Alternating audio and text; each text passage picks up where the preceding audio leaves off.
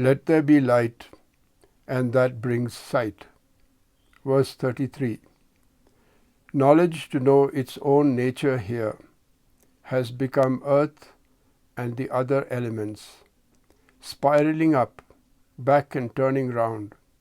Like a glowing twig, it is ever turning. Commentary. People of all ages and in all parts of the world have tried to account for creation.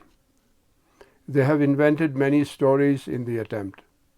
For instance, according to the Semitic religions, in the beginning there was nothing but God, living in an abyss of darkness.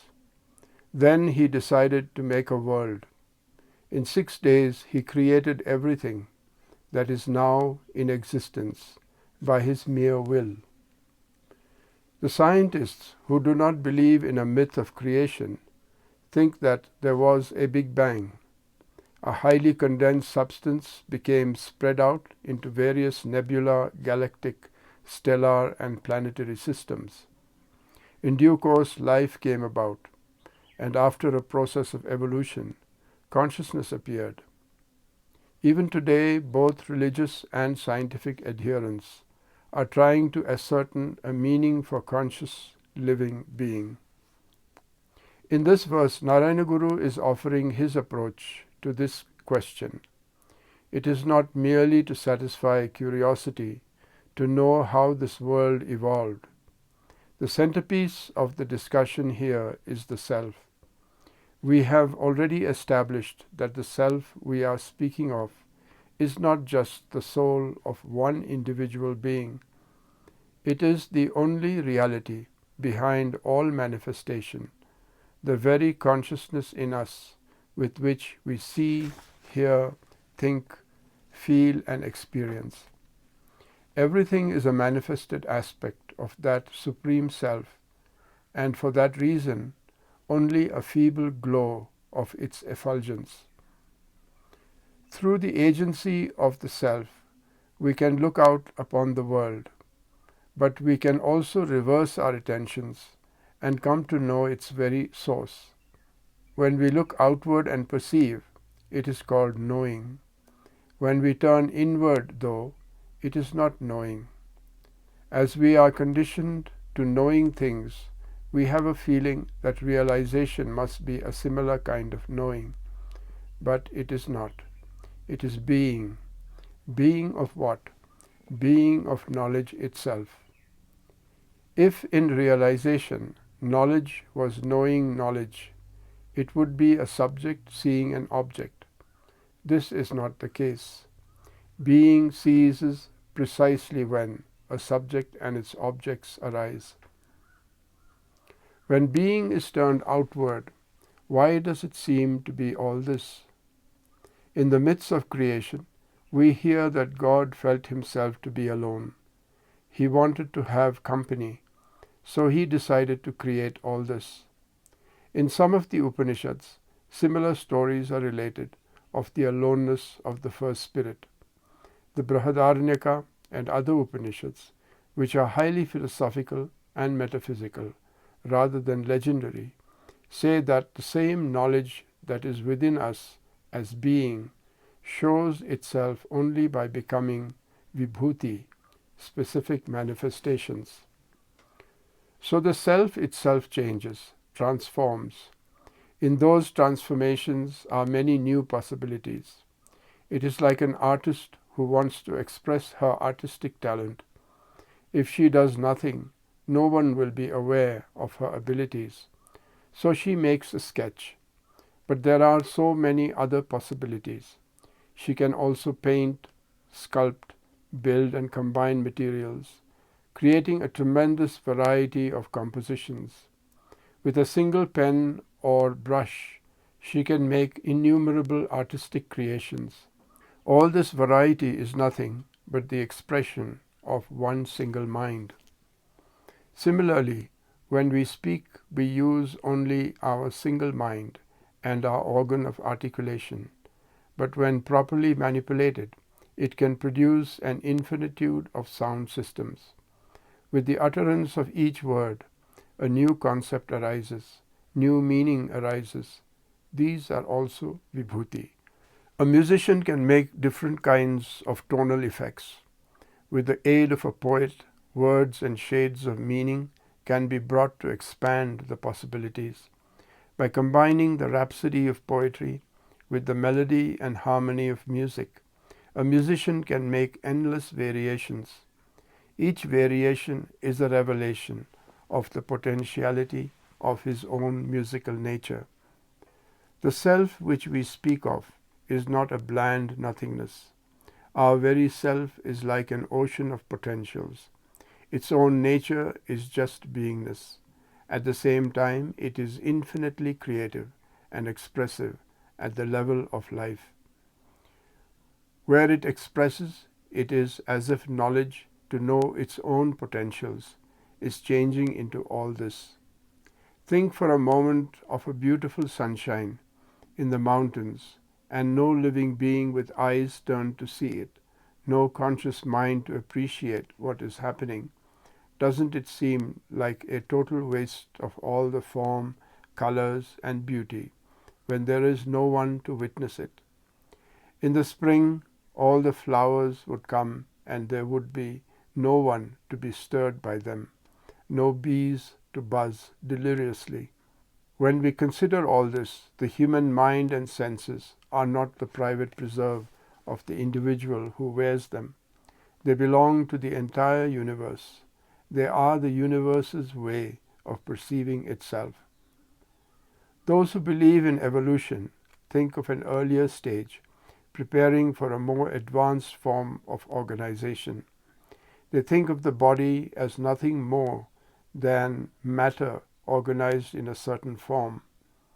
If we trace the history of life on Earth over billions of years, it looks as if it has all been pointing to the development of man.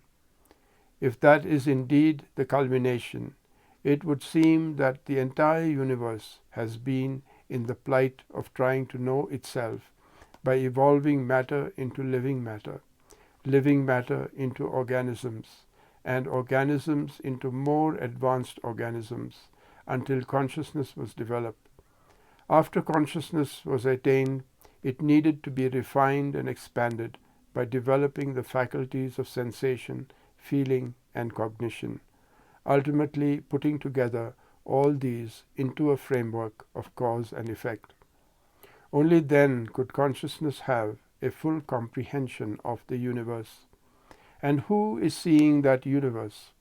The universe itself is seeing it through the developed faculties, which it created over billions of years. That's the scientific theory. In our study of Atma-Upadesha Satakam, we have learned how to go beyond time, space, names, and forms. When considered from this perspective, the self is beginningless and endless. It is not confined to any form or name. In spite of having no special attributes, every attribute that we can give to conscious life is part and parcel of it. So we may say that in order to know its own nature, the same knowledge has become all this. This is not very different in practice from the scientist's approach. One key characteristic of consciousness is that it alternates. At one moment it goes back into the darkness. There is nothing. It just remains there. In the very next moment it becomes many subjective fantasies in the world of dreams. Then it wakes up and comes into the outer world of transactional awareness. Here it interacts as if it is separate from everything else. It goes into flights of imagination and thought, experiencing all sorts of moods. Then again it enters the stillness.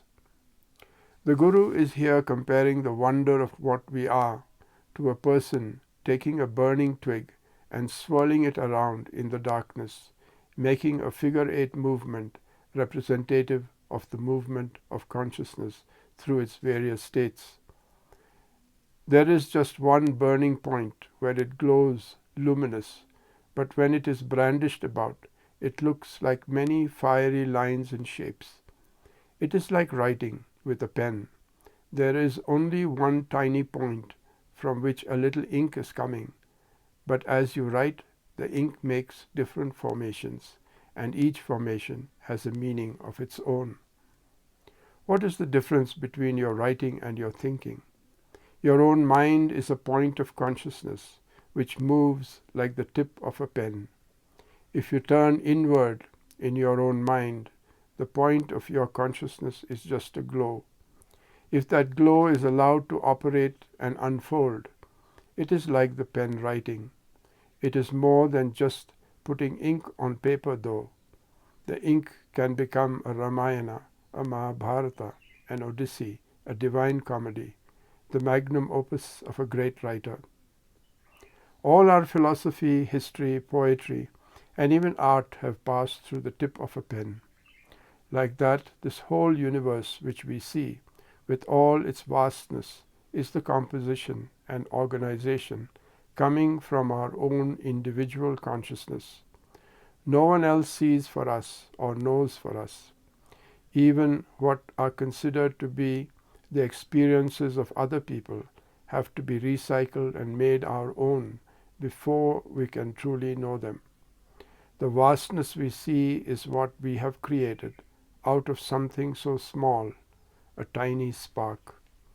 This is one of the greatest miracles of life, that the very Creator whom we praise for having made all this universe is still sitting here and creating the very nucleus of our own being.